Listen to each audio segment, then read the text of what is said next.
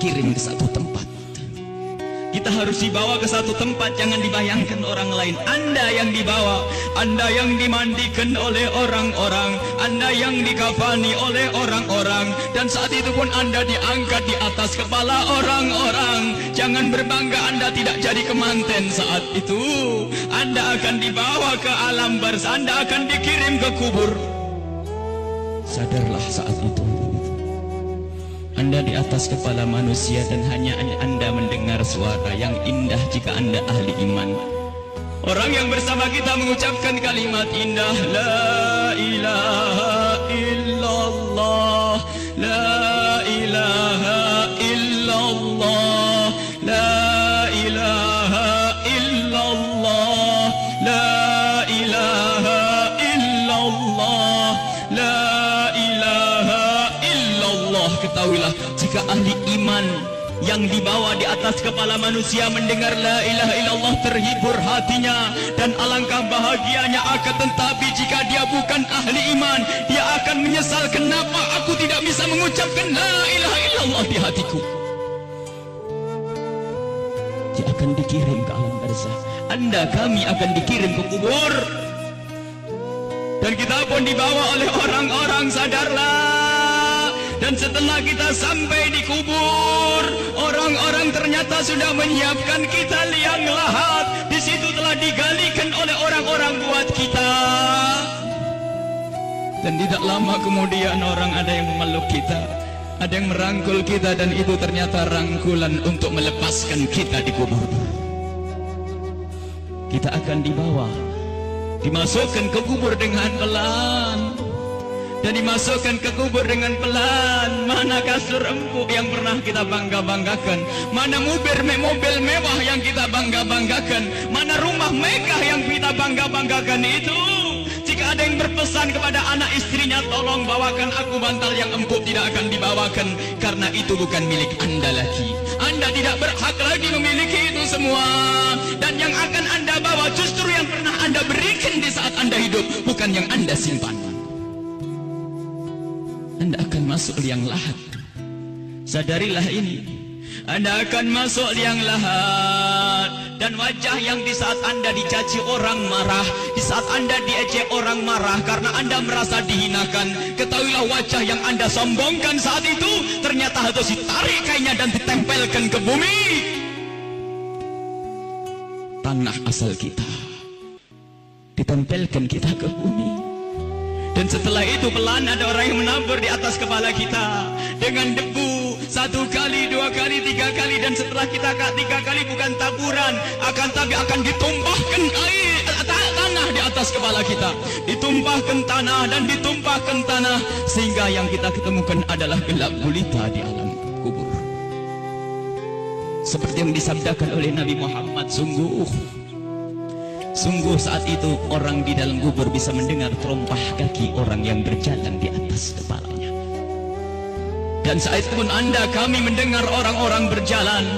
Anda dan kami mendengar orang yang melangkah semakin lama semakin jauh. Dan ternyata hanya tinggal beberapa orang, itu anak-anak kita, itu istri kita, itu suami kita. Dan mereka pun ternyata tidak mau bertahan lebih dari setengah jam. Setelah itu pun mereka melangkahkan kaki, dan suara kaki itu semakin jauh. Dan ketahuilah, saat inilah kita memetik amal perbuatan kita di dunia. Saat inilah kita akan merasakan apa yang pernah kita tanam waktu kita hidup di dunia. Anda ahli salat, Anda ahli ibadah, ketahuilah sebelum kedatangan malaikat mungkar nakir, ternyata Anda banyak yang menziarahi Anda, banyak yang datang. Ada yang mengucapkan salam, Assalamualaikum. Anda menjawab, Waalaikumsalam, siapa engkau? Suara itu menjawab, aku adalah solat malammu dulu. Ada lagi yang datang mengucapkan salam, Assalamualaikum. Lalu Anda menjawab, Waalaikumsalam, siapa engkau?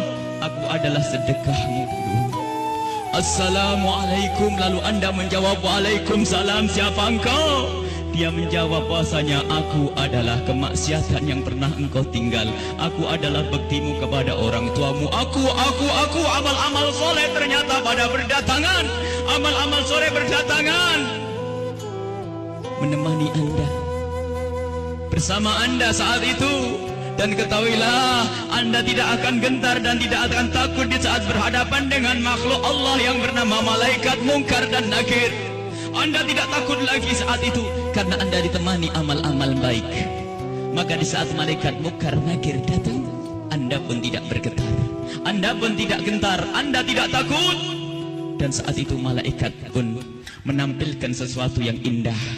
Karena apa? Melihat orang ini ditemani oleh hal-hal yang baik, sehingga ia pun mengucapkan salam dengan syahdu, mengucapkan salam dengan penuh keindahan, lalu berkata, Man Rabbuk wa man nabiyuk, dan begitu seterusnya. Anda, kami akan ditanya siapa Tuhanmu, siapa nabimu. Karena di hati Anda ada iman, hati Anda ada cinta kepada Allah dan Rasulnya, di hati Anda ada cinta kepada ulama-ulama Allah. Maka sesungguhnya saat itu lidah Anda akan mengucap begitu mudah. Anda akan menjawab dan menjawab dan menjawab. Dan setelah selesai pertanyaan ini, dan inilah akhir daripada ujian kita dari alam dunia menuju alam barzah. Di alam barzah, alam barzah adalah alam perpindahan dari alam dunia ke alam akhirat nanti. Maka ini adalah alam akhir ujian, dan setelah itu kalau lulus mendapatkan surga, kalau tidak lulus dia mendapatkan siksa. Setelah malaikat bertanya dan lulus, Anda ditanya, dipanggil malaikat rahmat, malaikat pemberi nikmat. Wahai malaikat pemberi nikmat, ini adalah hamba yang soleh, bawalah ini ke surga dan beri nikmat sampai dibangkitkan nanti. Akan tapi sadarlah, di samping sana, di kubur yang satu sana, ada di samping kita ada kubur, di samping Anda ada kubur. Dan di saat orang ini dikubur dan ditinggal oleh keluarganya, ternyata saat itu telah berdatangan sesuatu yang sangat mengerikan, dengan suara yang sangat menyeramkan. Seseram-seram suara di dunia tidak pernah didengar seperti saat ini. Suara yang sangat mengerikan dan menyeramkan, ketahuilah. Lalu orang ini bertanya, siapa engkau? Suaramu sungguh mengerikan. Suara itu menjawab, aku adalah zina yang pernah engkau lakukan dulu. Suara lebih seram lagi, lalu orang ini bertanya, siapa engkau? Aku adalah tali persaudaraan yang pernah engkau putus dulu. Siapa engkau? Aku adalah salat yang pernah engkau tinggal. Siapa engkau? Aku adalah durhakaku kepada suamiku. Siapa engkau? Aku adalah tempelengan kepada istrimu. Siapa engkau? Aku adalah dusta, dan seterusnya dan seterusnya. Kalau orang ahli maksiat sungguh saat itu ditemani oleh amal-amal jeleknya, dan saat itu sudah takut dan takut dan takut sebelum kedatangan malaikat Munkar Nakir. Semoga Allah menjaga kita dari didatangi oleh amal-amal jelek. Akan tapi kita semua punya amal jelek. Ya Allah, ampuni dosa kami. Jangan sampai ini semua hadir di saat itu, ya Allah. Ya Allah. Kemudian malaikat Munkar Nakir datang. Bagaimana ya kalau ini kita? Malaikat Munkar Nakir datang dan bertanya. Rupanya orang yang sudah ketakutan ini melihat malaikat semakin takut, sehingga ditanya tidak bisa berucap sepatah kata pun, tidak bisa mengucapkan apa-apa. Dan saat itu malaikat memukul, menyiksanya. Dan ketahuilah, pukulan malaikat ini seperti yang disebutkan dalam satu hadis, jika dipukulkan ke dunia, maka dunia ini akan hancur dan isinya. Dipukulkan kepada kita kalau kita ahli maksiat, dipukulkan kepada siapapun yang ahli maksiat. Dan saat itu setelah selesai diuji dan ditanya, maka malaikat ini berkata kepada malaikat penyiksa, wahai malaikat pemberi siksa, ini hamba Allah yang bermaksiat, siksalah dia hingga nanti dibangkitkan. Ini yang harus senantiasa kita hadirkan. Kenapa Rasulullah pernah memerintahkan, aktsiru min dzikri hadzimil ladzat, sering banyaklah menyebut kematian, agar kita sadar bahwasanya kita juga akan mati, lalu mempersiapkan kematian ini. Al-kayyisu man dana nafsahu lima ba'dal maut. Orang cerdas itu yang mempersiapkan untuk kehidupan setelah mati. Seorang sahabat bertanya kepada Nabi Muhammad, ya Rasulullah, ayyun nasi akyas, orang apa yang paling cerdas ya Rasulullah? Dijawab, aktaruhum lil mauti dzikra, yang paling sering menyebut kematian, yang paling sering mengingat kematian. Wa ahsanuhum lima ba'dahu istidada, yang paling banyak untuk mempersiapkan setelah kematian itu adalah orang-orang cerdas. Dan ketahuilah, siapapun yang selalu ingat kematian itu akan semakin indah tingkah lakunya. Jangan dianggap kalau ingat kematian orang ini akan cemberut. Jangan dianggap kalau orang kematian dia akan selalu muram. Tidak. Orang yang selalu keingat kematian akan semakin indah di dalam berinteraksi dengan sesama. Dia tahu bahasanya senyum kepada istri itu pahala, maka dia akan sering senyum. Dia tahu bahasanya menghargai suami adalah pahala, maka dia akan menghargai suami. Dia ngerti bahasanya tegur sapa, sopan santun, saling kasih dan cinta kepada tetangga itu menghadirkan pahala, maka dia akan bersopan santun dan bersaling kasih. Maka orang yang sering mengingat kematian itu akan menjadikan dia semakin baik di dalam kehidupan ini. Kalau ternyata ada orang mulutnya tajam, tangannya suka mukul orang, yakinlah bahwa dia lupa bahasanya dia akan mati, atau ingat mati tapi tidak sadar bahasanya itu semua akan dituntut setelah kematian.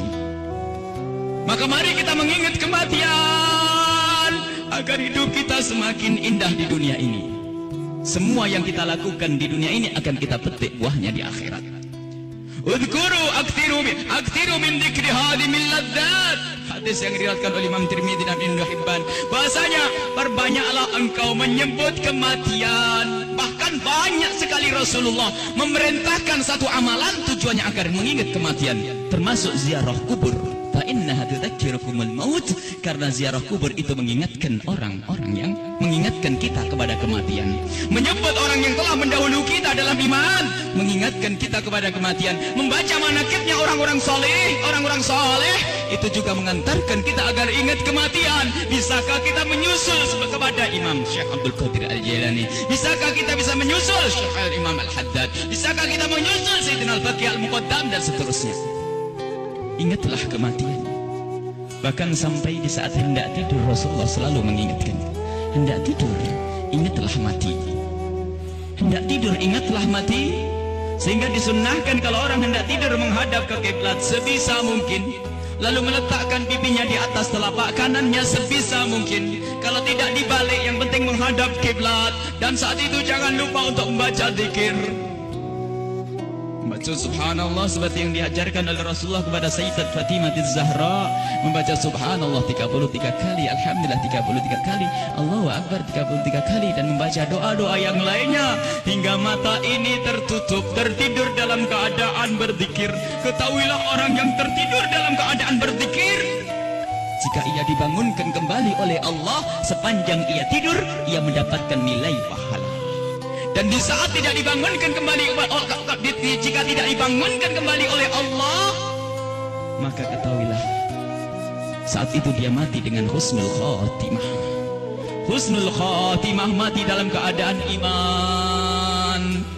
Maka dari itu, ayo kalau hendak tidur persiapkan untuk mati, karena kita tidak tahu bisa bangun kembali atau tidak kita di saat kita tidur.